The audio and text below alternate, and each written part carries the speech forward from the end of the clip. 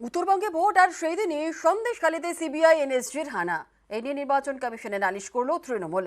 তাদের দাবি ভোটের মধ্যে তৃণমূলের ভাবমূর্তি নষ্টের চেষ্টা হচ্ছে। এই নিয়ে তরজা তুঙ্গে।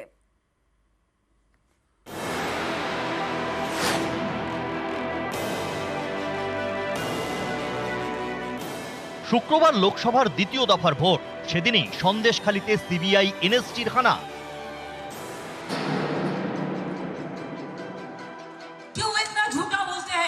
क्यों आप बिहार में एक चॉकलेट बोमा फटने से भी आपको सीबीआई, आपको एनआईए, आपको एनएसजी जैसे कोई युद्ध हो रहा है। কালকে আবার ন্যাশনাল সিকিউরিটি গার্ডকে নিয়ে গেছে, এনআইএ কে নিয়ে গেছে। At the time of election তুমি কিছু দেখাচ্ছ যার কোনো সাক্ষী নেই, লোকাল পুলিশও জানে না। তুমি যেটা নিজের না নিয়ে এসেছো কি করে জানবে? তুমি নিজে 5টা বন্দুক নিয়ে এসে পকেটে করে কারো বাড়িতে ঢুকিয়ে দিলে, প্রমাণ তো নেই। সুর চড়িয়েছেন তৃণমূল নেত্রী। কমিশনে গিয়েছে তৃণমূল, চিঠি লিখে নালিশ জানিয়েছে। তৃণমূলের দাবি আইন শৃঙ্খলা পুরোপুরি রাজ্যের বিষয়, কিন্তু সিবিআই রাজ্য সরকার কিংবা পুলিশকে না জানিয়েই সন্দেশখালীতে হানা দিয়েছে। ভোটের দিন এভাবে সন্দেশখালীর ফাঁকা জায়গায় অনৈতিকভাবে সিবিআই হানার মাধ্যমে তৃণমূলের ভাবমূর্তি নষ্ট করার চেষ্টা হচ্ছে।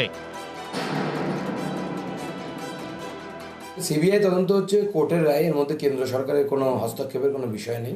যেখানে অস্ত্র এসেছে, যে অস্ত্রগুলো বিদেশে তৈরি, ভারতের আন্তরিক সুরক্ষা, ইন্টারনাল সিকিউরিটি থ্রেটের সামনে পড়ে যাচ্ছে, মমতা বন্দ্যোপাধ্যায় এবং তার দলবল সেখানে দাঁড়িয়ে সিবিআই তদন্ত বন্ধ করার জন্য হাইকোর্ট, কখনো নির্বাচন, সুপ্রিম কোর্ট, কখনো নির্বাচন কমিশন দৌড়দৌড়ি করছে। দৌড়াদৌড়ি করো, যারা দেশদ্রোহিতা করেছে তাদের কোনো ছাড় নেই। এই এনএসজির ব্যবহার হয়েছিল 26/11 মুম্বাইয়ের তাজ বিস্ফোরণে। সারা দেশের একটা মানুষও বিশ্বাস করে না যে এই সন্দেশখালীর ঘটনা সেই তাজ বিস্ফোরণের সাথে তুলনীয়। প্রসঙ্গত যে বোমা উদ্ধার করা হয়ে গেছে সেটা দেখা গেছে দেশি বোমা, অথচ সেটার জন্য নিয়ে আসা হলো এনএসজিকে। অর্থাৎ এটা প্রমাণ হয়ে গেল রাজ্য প্রশাসনকে বদনাম করার জন্যে সন্দেশখালীর এই ঘটনায় এনএসজির মতো একটা সংস্থাকে নিয়ে এনএসজির মান মর্যাদাকে ভুলুণ্ঠিত করলো। এটা অত্যন্ত দুর্ভাগ্যের। যেখানে যেখানে বোম ফেটে যাচ্ছে 9 জন 12 জন 14 জন মারা যাচ্ছে। মমতা ব্যানার্জি চুপচাপ থাকে বলে চকলেট বোম ফেটে গেছে, লঙ্কা ফটকা ফেটে গেছে। কিভাবে দেশ বিরোধী শক্তিকে, রাষ্ট্রবিরোধী শক্তিকে মদত করছেন প্রমাণ হচ্ছে। এই করেই এগরার খাদিকুলের ঘটনা, এই জন্যই আমডাঙ্গার বিস্ফোরণের ঘটনা। আমরা বলছি সিবিআই, এনআইএ, ইডি, এনএসজি প্রত্যেকের একটা ব্র্যান্ড ভ্যালু আছে, আমরা সেটা মানি।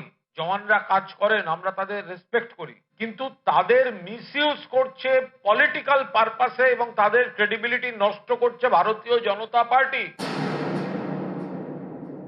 আগাসানা দিয়ে হচ্ছে না, কমান্ডোকে যেতে হচ্ছে। পশ্চিমবাংলায় তো টেররিস্টদের মুক্তাঞ্চল হয়ে গেছে। এই অস্ত্রশস্ত্র এবং এই উগ্রপন্থীরা, তাদেরকে দুটোকে ওখান থেকে বার করার দরকার, যাতে ওখানে মানুষ নিশ্চিত থাকে। এনএসজি, সিবিআই, এনআইএ সবাইকে নামিয়ে ভোটারদের মধ্যে ভয় সৃষ্টি করার চেষ্টা চলছে। আমরা এর তীব্র নিন্দা করছি। নিউজ 18 বাংলা।